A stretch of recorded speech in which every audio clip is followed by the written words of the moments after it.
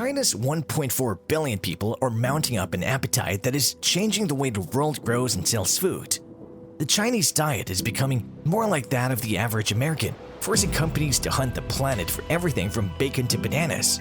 Rising demand, floods, insect infestations, and rumors of spoiled inventories are all contributing to China's developing food-related woes. Hello everyone, welcome to World of China, a channel to explore China. In today's video, we're talking about the food crisis in China and how is China feeding its population of 1.4 billion. So stay tuned and give this video a big thumbs up. China has a food problem.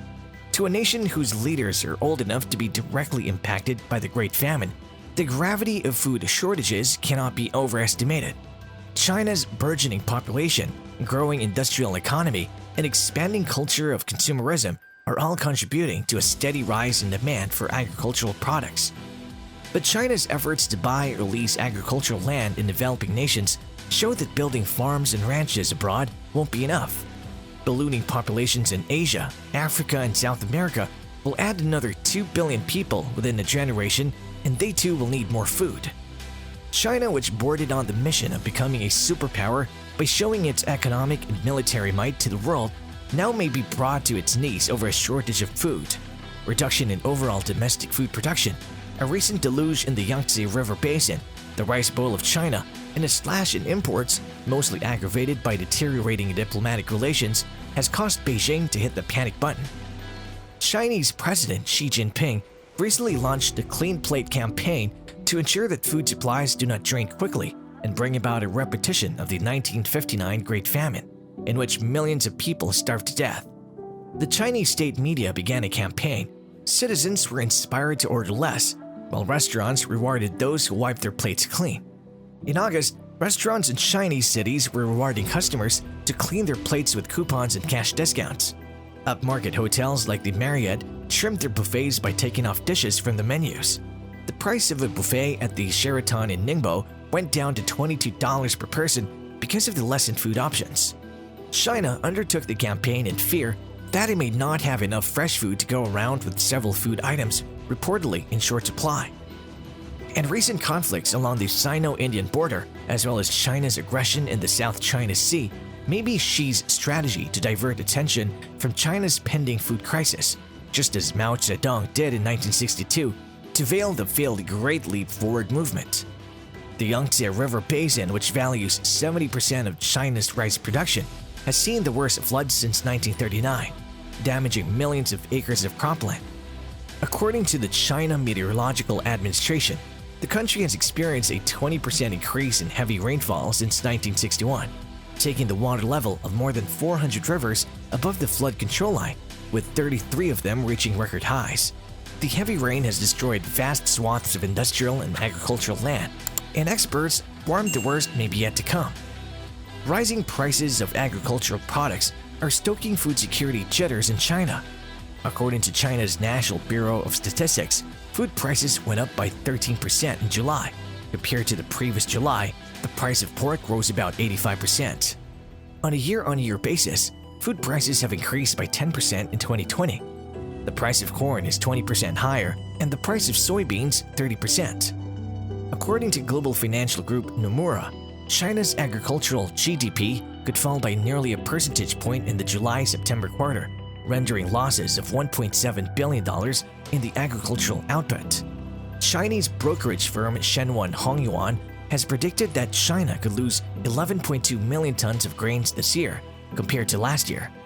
Although she claimed that the country's grain output increased this year, imports of grains have gone up almost 22% to 74 million tons in the first half of this year. Imports of wheat went up by a whopping 197% during the period. This has forced Beijing to release 62.5 tons of rice, 50 tons of corn, and 760,000 tons of soybeans from its strategic reserve. The amount is significantly higher than last year. China is also meeting a growing obesity problem. In 2016, the country overtook the US to have the greatest number of obese people in the world. And as China's labor market has shrunk, one of many negative impacts of the now abolished one-child policy, longer studying and working hours, as well as bad eating habits, have fueled weight gains.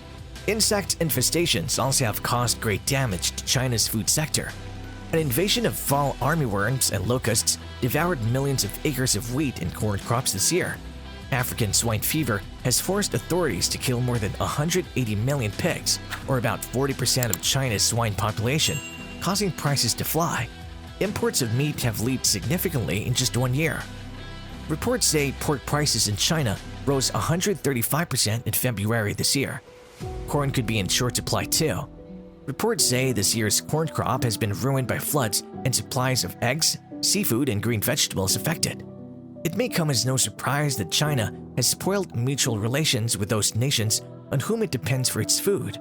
Increased hostilities, coupled with pandemic-related disruptions in the supply chain and global commodity markets, have created huge barriers for Beijing to meet its domestic consumption demands and ensure enough stock for rainy days.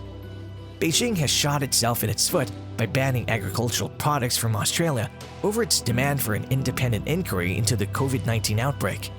Similarly, farm trade with Canada, New Zealand, Indonesia, and India are in the doldrums over different issues, including the potential security threat from Huawei and border conflicts. China's food shortfall will only get worse in coming years unless it undertakes major agricultural reforms, warns the Chinese Academy of Social Sciences. The Chinese slate media denies all allegations of a food crisis, but Beijing is reaching out to suppliers. It's on a global hunt for supplies. China's imports of barley, corn, sorghum, and wheat have jumped by more than 83%. There could reportedly be a shortfall of 20 to 30 million tons of grain this season. Beijing could be trying to fill the gap with imports. Buyers have already locked in 17 million tons of corn from 2020 to 21.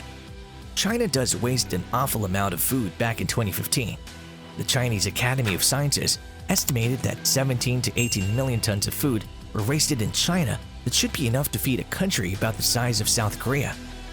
China is now the world's largest agricultural importer. It's now leaning on the same imports to tackle an emerging food crisis. The United Nations predicts the world is facing a food crisis that hasn't been seen in at least 50 years. China seems to be in the middle of such a crisis, and it now could be buying up every grain that is available in the global market. China has become increasingly reliant on imports to account for changing consumption habits. Between 2003 and 2017, China's food imports grew from just $14 billion to $104.6 billion, while food exports nearly tripled from $20.2 billion to $59.6 billion over the same period. China increasingly finds itself running a food trade debt. Now, a key question arises: can China buy enough food to feed its 1.4 billion people if domestic production does not increase and imports are its only mainstay? Surely, China's food self-sufficiency rate must increase, but the current situation appears to prevent such an improvement. It's difficult to determine the real situation since information coming out of China may not reflect the true severity of the crisis. However, Xi's statements on the need for gastronomic discipline are reminiscent of similar instructions issued by Mao in 1959, at the beginning of the Great Famine in 1958 to 1962. A combination of factors indicates that China is at risk for this history to repeat itself, a massive food shortage that could worsen into one of its biggest crises since the founding of the People's Republic in 1949. This has urged Beijing to openly reframe its food self-sufficiency strategy. At the annual Central Rule Work Conference in 2013, Chinese leaders acknowledged that the country would have to supplement its domestic supply with moderate imports to meet food security needs. Overall, the past few months have seen China increase its imports of pork, soybeans, wheat, corn, sorghum, and frozen foods from the United States and elsewhere. China can't feed itself. It needs the world's help, especially if its domestic production and inventories are compromised. But it's too early to estimate the ultimate severity of China's total food crisis, and it's highly unlikely that the ripple effects of China's food issues will cascade through the global food chain. But right now, Chinese leadership has food security as a top concern. Well, that's all for today. Thanks for watching the video. If you like this video, then give this video a big thumbs up and share it. For more exciting videos, subscribe to this channel and hit the bell icon. I'll be back with another exciting video soon. Till then, check out our channel for more exciting videos and stay tuned.